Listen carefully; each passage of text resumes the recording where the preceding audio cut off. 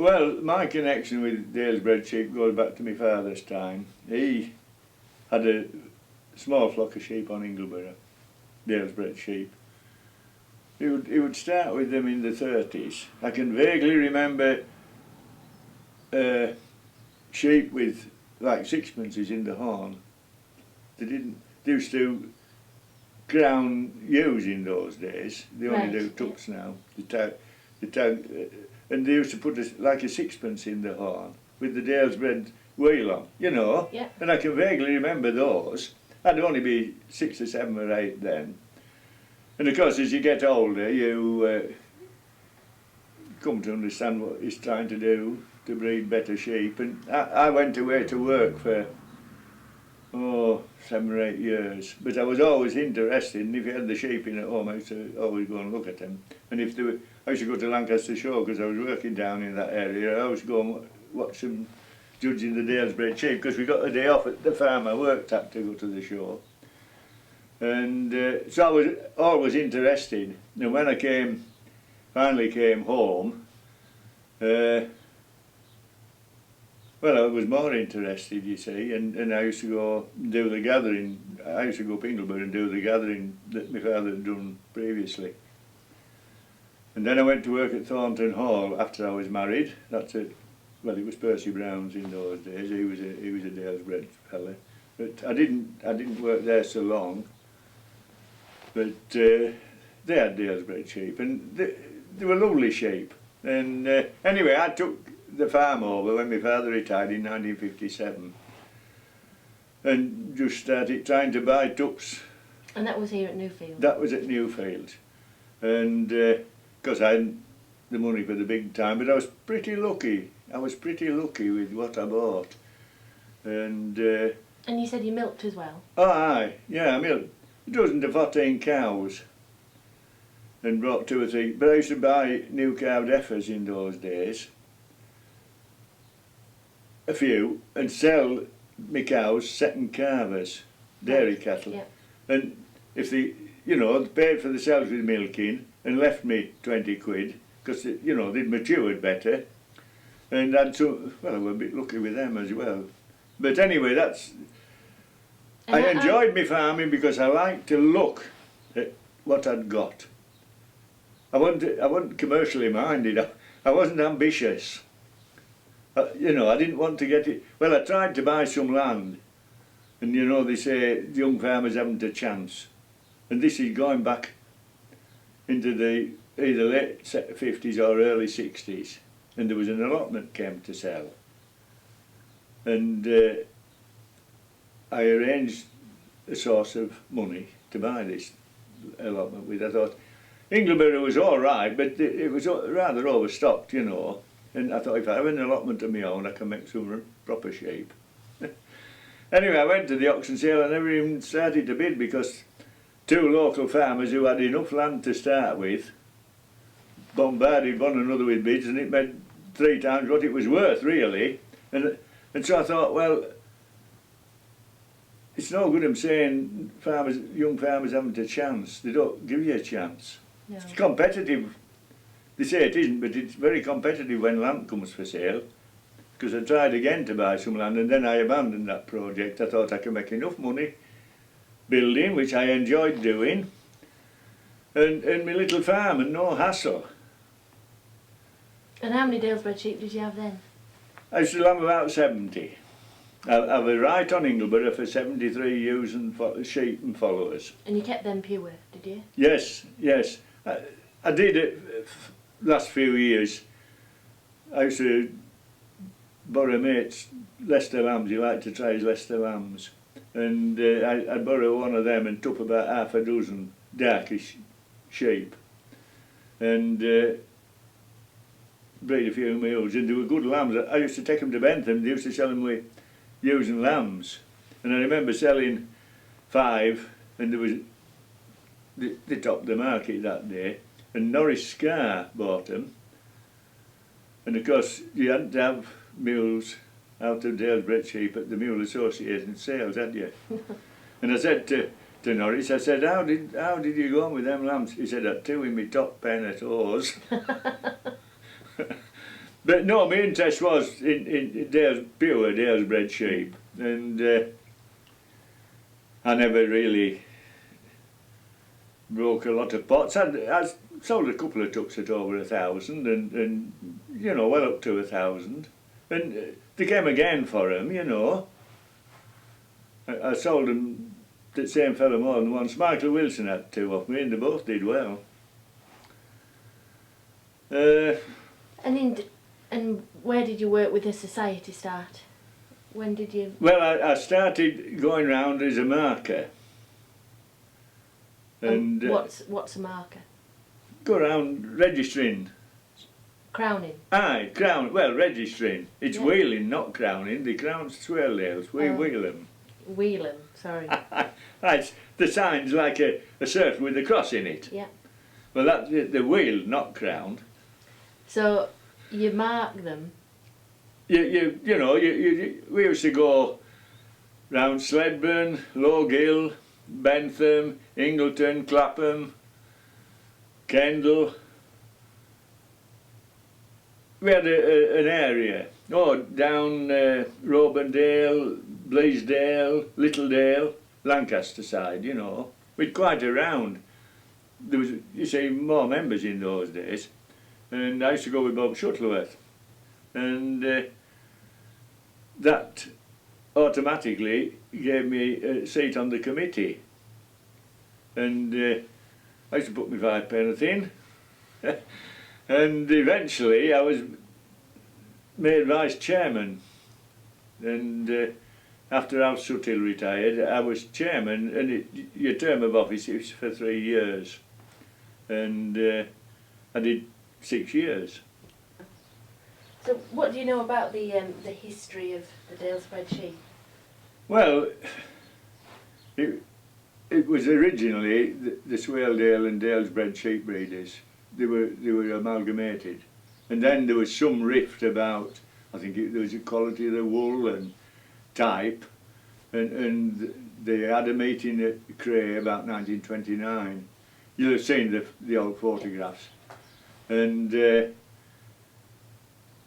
I was friendly with an old gentleman from Aysgarth called Tom Dinsdale, and he was present when the farmers took sheep to pick a type. You know, when they took these sheep to Cray to settle on a type to be called Dalesbred sheep. And Tom Dinsdale was there with his father as a lad. And it went from there, and the Dalesbred sheep was good at breeding Massam lambs, because it was a different sort of thing then. Wool was important, and which is all altered now, and they were very, very popular. And the first sales I went to was, of course, after when I was farming, were held, you know, the draft ewe sales at Bentham. You couldn't move for people. And tuck sales, they were, you know how the Swaledales are. I shouldn't mention Swaledales on this, but crowded out. Well, the Dalesbred sheep were the same. That's in the 50s. Very, very popular sheep, and that, you know, they've gradually, the type's altered, but it's whereas you used to get brown facings and that sort of thing, they've got a sort of bred to a perfect type, maybe not as big and rangy as they used to be, but the face, the colour and the leg colour and all that, some of them are artists at it. And you look at the old photographs of the old tups, they were grey, but they looked more powerful than they do now. I remember the old stalwarts, old Joe Close from Starbottom, used to sell draft ewes at Bentham. Stanley Harrison, I can remember old Stanley coming selling, and Frank Campbell, of course, and Jim Verity. They were what you would call the doyens, is it? of the association in those days. And there were some wonderful characters. Old George Stabley, wonderful sheep breeder was old George, loved them to bits. And I would give a tenner to see George Stabley sell a pen of sheep today. Because he'd been dead donkey's years, as George. But we looked up to these blokes, you know. And well, they didn't know I existed. And I found a way to get people to look at me tups. I got a well-known Dalesbred fella I said, just come and have a look at me tup. And he came to look at me tup. And I think because people saw him in my pen looking at me tup, they thought there's something worth looking at. Because there was quite a bit of that snobbery. Well, it exists, doesn't it, in breeds? Oh, you want to say anything, have you? Sorry, you can rub this bit out. But anyway, that's... it was grand, and the tup sales, it was like Christmas Day to me. It was something that even though I wasn't a big noise in the job, it built up on you, and it was exciting.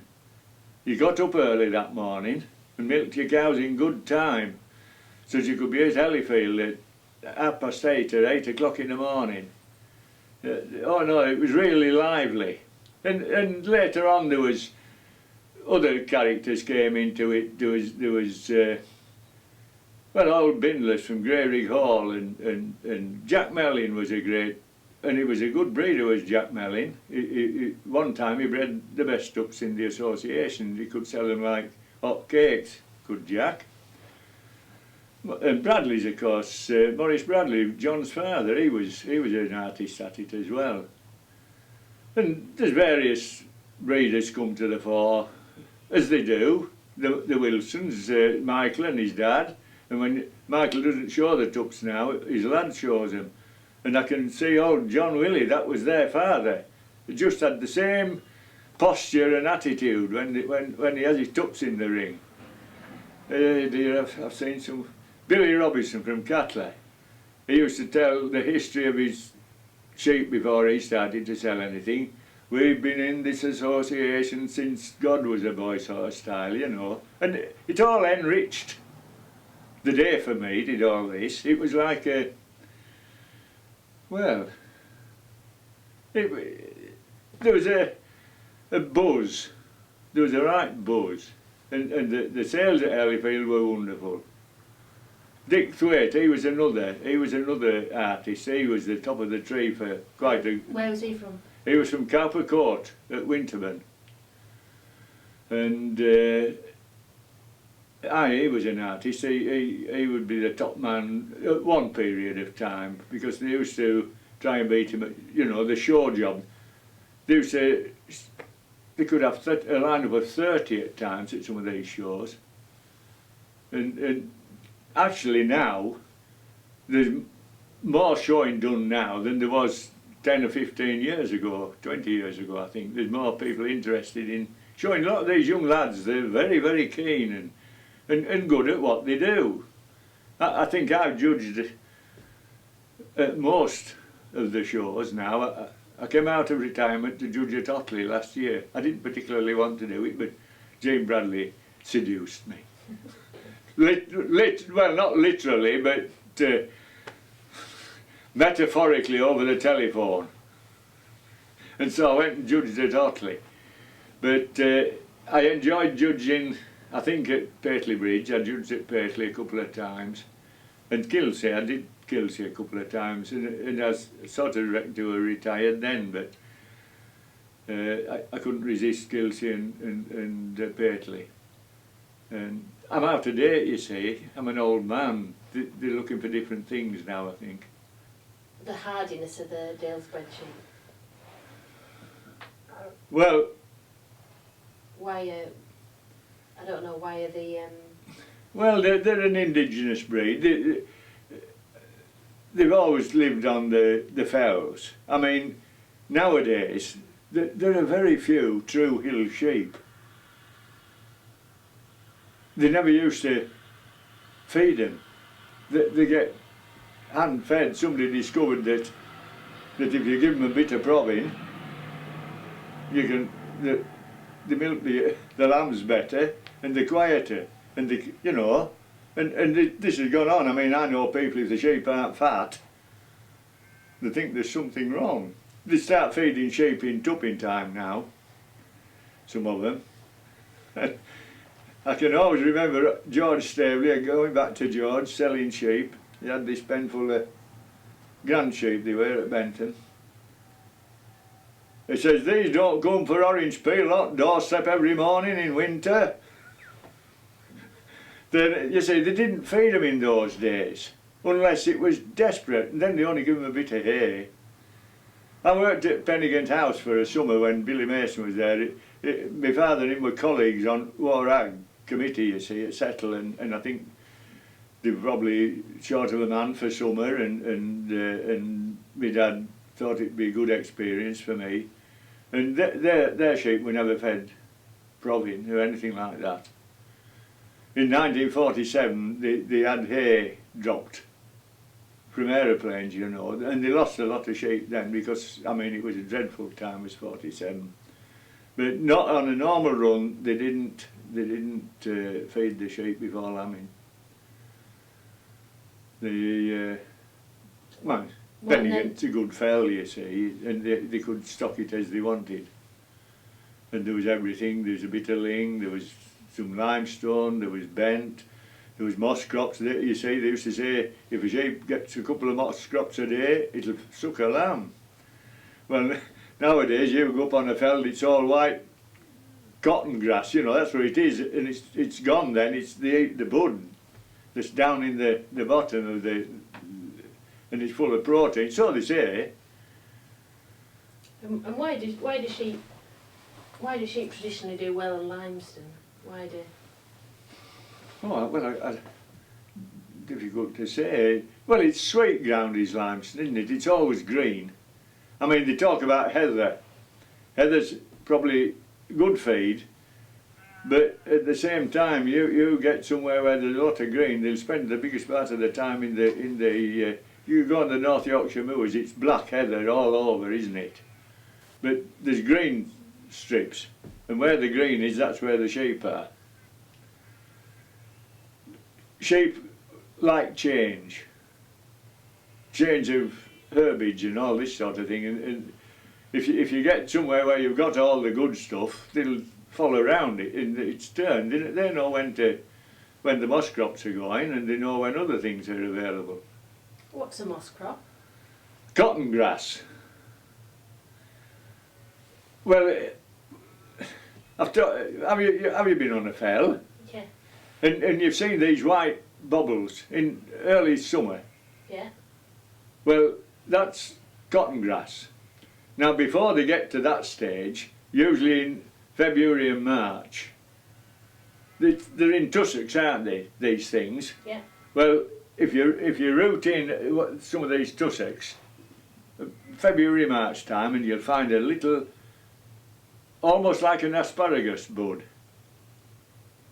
And they get them there, and that's when they're some good. When they've grown up and flowered, they're useless. That's a moss crop, and they were a great thing in the old days. But as I say, I don't know how hard they are now. I mean, I used to put my sheep up on Ingleby, but if it snowed, you fetched them off because there wasn't enough cover. There was, you know, if you've got a lot of rushes, they can, you know, they can stay safe in rushes. They don't get buried, but usually, you know, they want looking after, and they get looked after now. It's not, anybody came in with a pen of draft ewes that had been proper fell ewes, thought wouldn't look at them. But if they bought them and took them home, they'd look at them in a month, because some of these sheep now, draft ewes, have no improvement in them. You know, they're there now, a lot of them anyway. How are we talking? Well, John Liddell is from, well, he's dead now, he's John Liddell, his son Keith farms, and he was the king of the Teeswaters, and he liked this pearly wool on Dalesbred. They had to be pearly, you know. And they used to breed the best Masham lambs in the country. Somebody once said he could have, with his Teeswaters, he could have sold a dead one. And that's going a bit. But that's what some people wanted. Well, that wasn't my style. I wanted something a bit harder in the coat. You know, I didn't. But they're nice if they look lovely. These pearly coated ones. They used to have them wool to floor, you know, once on a day. And you clipped your two hogs about when Dalesbred meeting was in May.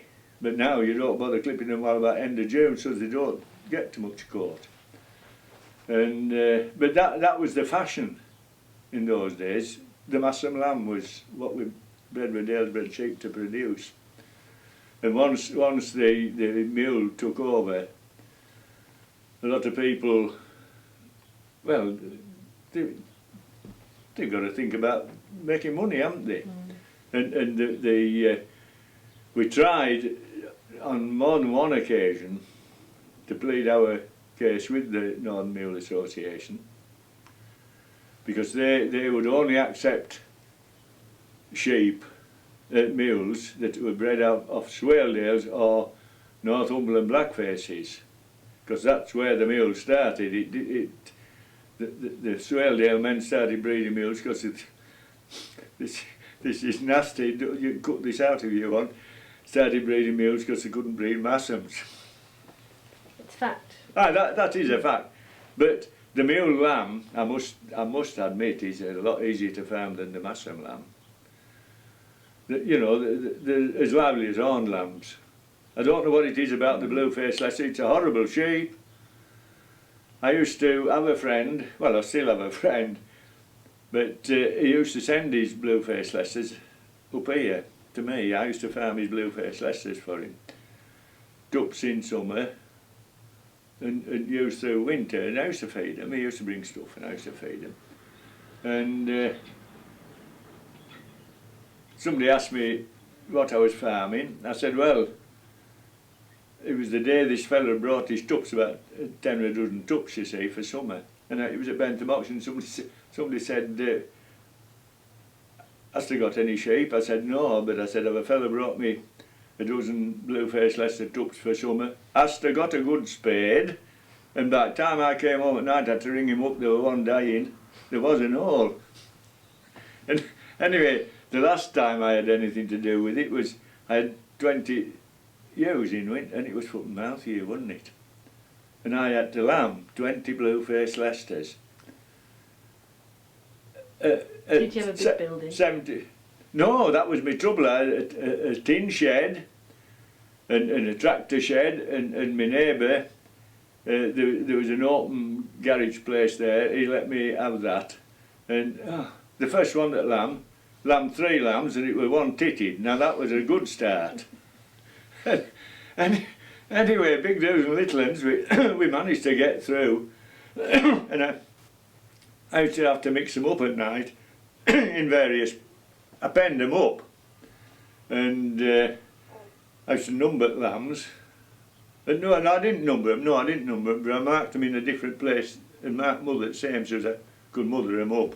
We used to bring them in every night. I once left them out on a really nice night in April, and it was a bit nippy. I went looking at them next morning, the lambs were all... And they were all right for about a week, and then they wanted more milk than mothers had, you know. Oh, God, what a time I had with them. And I had them for ages, and they went back with 27 lambs, and one of the lad's fathers, one of the sons, a lad that sent them, said, well, you've done better than we ever did. I decided anybody that wants to lamb them, they want nothing else to do. You want to be young as well.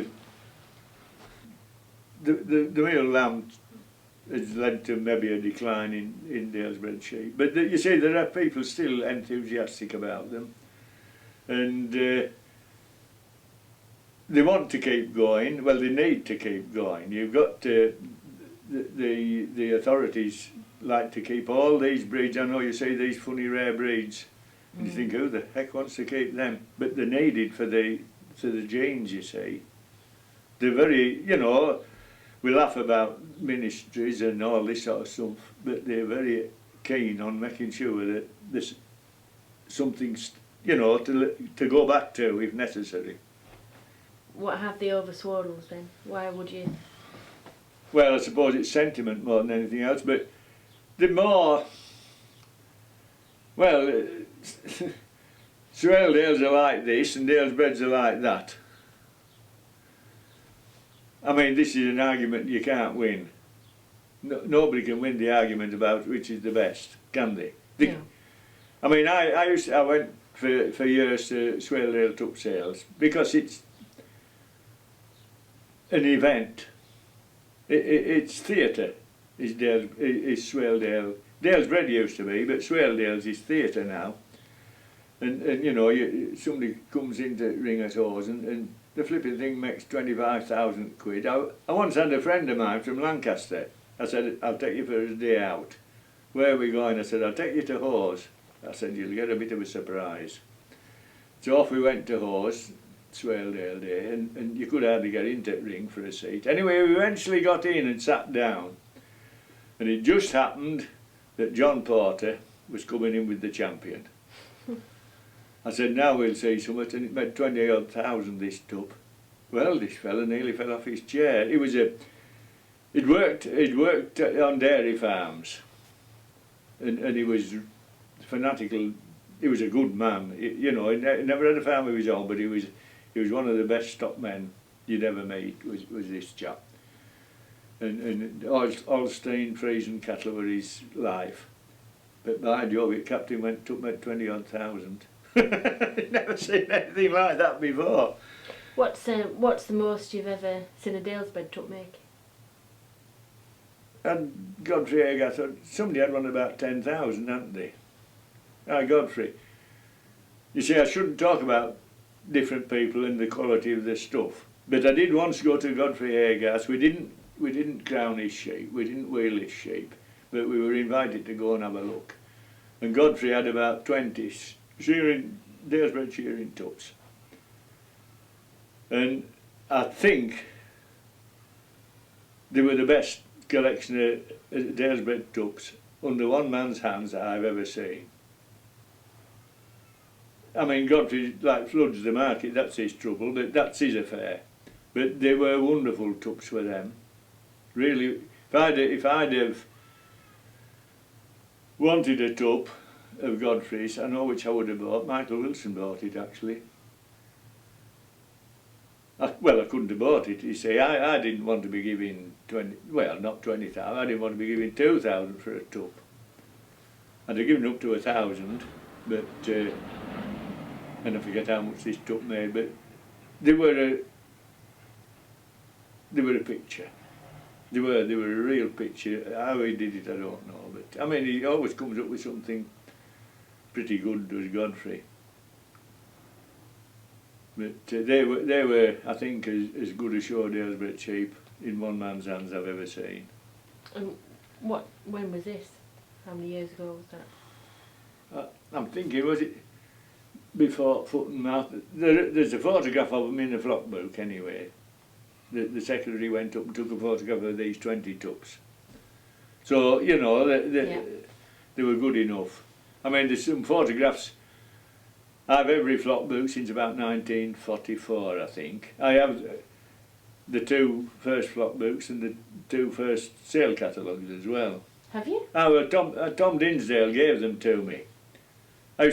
Tom lived at Aysgarth and he would be 90 when he died, maybe older. And I used to call occasionally when I was going to my daughter's at Durham. I used to pop round that way and then go up through Richmond. And he was a widower, was Tom.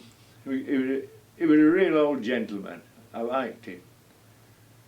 And he came to Hawes when we had a sale at Hawes, and he had a box, a cardboard box tied up with string. He said, I'm going to give you these because you, you know, obviously care about Dalesbred sheep.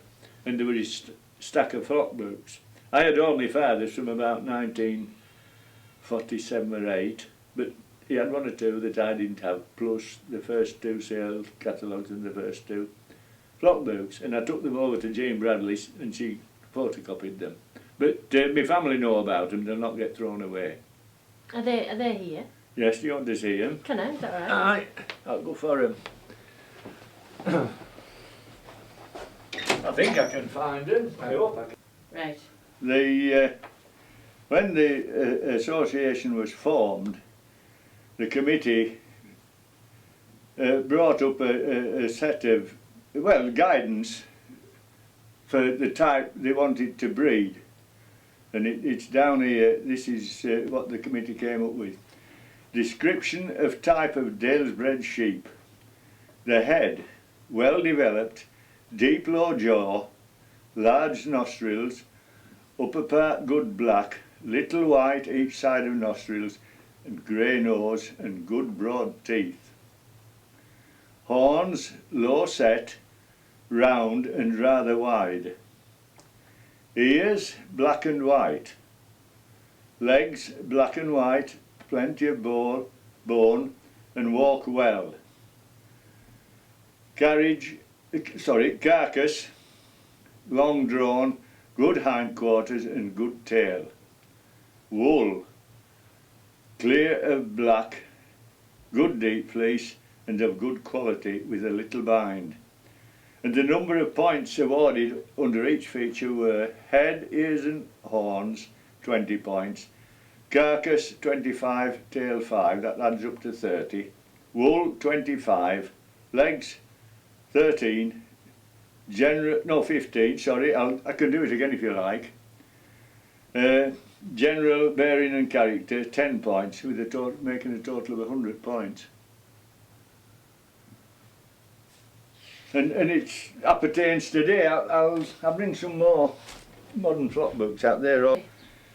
Well, the modern points of quality of Dalesbreds is head well developed with deep low jaw and large nostrils, upper part solid black, a small white patch either side of the nose and a white nose end, good broad teeth. Horns low set and curling away from the head. Ears neat with black and white colouring. Legs distinct black and white, quality of bone enabling a sound walking action. Carcass long drawn with squared hind quarters. Wool deep fleece of good quality and clear of black. And the points are just the same: head and horns including teeth 20, legs 15, tail 5, carcass 30, wool 20 and general bearing 10, adding up to 100. Yeah, who's them They're Jim Verity's draft yellows. Yeah. I remember it was a wet day, and that was Cattler champion shearing at Hellyfield. And how much did you say it made? About 160 or 70 pounds. So I remember when the president was Tom Lyon those days, and he presented old Jim with the cup, and he said, "I'll open the bidding with £100." But it made about 170, which, you know, nothing really, is it? And he came back at about the first year that his progeny came back, he'd 18 shearing tups, got to be 1 tup. So he said. And he used that tup a long while, and it finished up at Winniemeyer, at Smith's at Winniemeyer. Somebody once said, now this could be apocryphal, you know, might not be true, but somebody said they went to Jim Verity's and left him a cheque for £1,000 on the table if he would sell that tup. Now whether that's true or it was one made for telling, I don't know. What year was that? Be 50, well, it would buy it in 57 or something like that, 57 or 8, but I don't know, and I don't know who left the cheque for £1,000, as if it was ever done, but that was the story. Well, it was my first judging experience in 1969 was judging at Greering Show. And showing were Jack Mellin, Bindless, Bob Bindless of course, Kit Gibson, Anthony Dixon, Haytons. That's what I can remember. And of course it you know, I was trembling like a leaf. Absolutely frightened to death I was. And then I got to the Gimmer lambs, and they showed them in pairs in those days. And I got lost among them. I did, honestly. I looked and looked and looked. And I wished I was anywhere else but there. But anyway, I did what I thought eventually, and got the job done. But it was a harrowing experience. And I decided that whenever I judge again, I'm going to make my mind up in good time and get on with it. And I did after that. It was stage fright really, because there was all the experts were there. But I know I gave that Yoa Mellins champion. And it was just the Gimmer lambs I got. That yow there? That yow there, aye. Why, do you want me to... Wait, hang on. That yow there? Yeah. You gave that overall champion? That was the champion at Greering Show in 1969. And the time he spends plucking white whiskers out is nobody's business. But they all do it. They all do it. And it's a lot easier to do with Swaledales. I once tried with the Dalesbred tup and I give over after about 10 minutes. The hair's different. The Swaledale has really good wiry hair, and they can pick these little white ones out like nobody's business, and they can transform. They can transform a grey fresh sheep into a flipping nice one.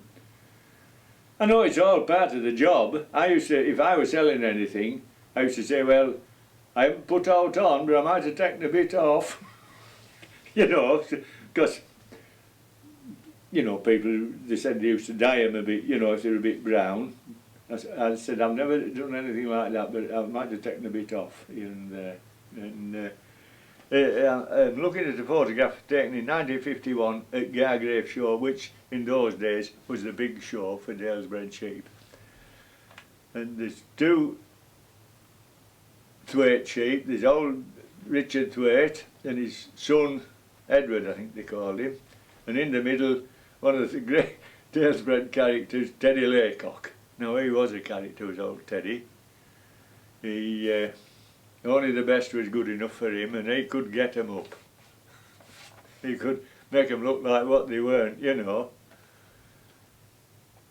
He once sold a tup to a friend of mine, and following year he said to Teddy, he said, hey, he said, that tup never got any lambs. He said it probably didn't fancy the yows. And that's all he got. That was Teddy Laycock. So why do they call you Ned if your initials aren't N? Where does Ned come from? Well, I couldn't. Well, my father was Ted. I've the same name as my father. Yeah. Charles Edward. And I don't know, it sort of developed. I was Eddie when I was a bit of a kid. And I think it was my brother, I think he used to call me Nut a bit sometimes. Then it got to Ned, and I hated Ned. But now I like it, because everybody knows me as Ned Brown. Even doctors have me at Ned Brown. What did it? Going to the bank, hello Ned. You know, I like that sort of thing. Yeah. It was a fair case was Teddy Laycock. He was a fair case. In what way? What was he? Well, he was one of these characters. He'd farmed. I mean, I don't know I knew him, obviously. But he's a checkered career, should we say. He liked everything of the best, and I think it cost him dearly at one time, because when I knew him, he worked on the roads. Lived in Malham, and he worked on the roads. But he was always involved with Dalesbred sheep. He used to knock about with Mason Hodgson at one time at Tennant Gill, and then Sharps at Malham, and then eventually he was Jack Mellins, advisor-in-chief, was Teddy. And he bred a few of his own, and he always made a lot of money, the Teddy Laycocks. I once had one off him. It was not one of his best, of course, but it was all right. So let's see what's in that envelope.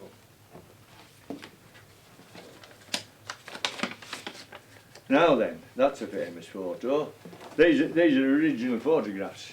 Oh heck. Right, right, do you want to talk about them, and then I'll photograph them after. What a... You needn't hold it up. No, well, there are two photographs here that were taken at the inauguration, or whatever you'd like to call it, that's set in the type at Cray.